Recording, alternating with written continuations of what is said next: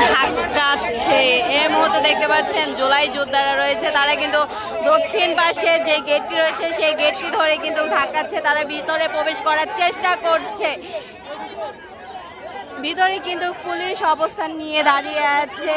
এখানে police, BGB, RAB, সেনাবাহিনী সহ সবাই অবস্থানে। কিন্তু জুলাই যোদ্ধারা যে গেটটি রয়েছে সংসদের সেই গেটটি এই ধাক্কা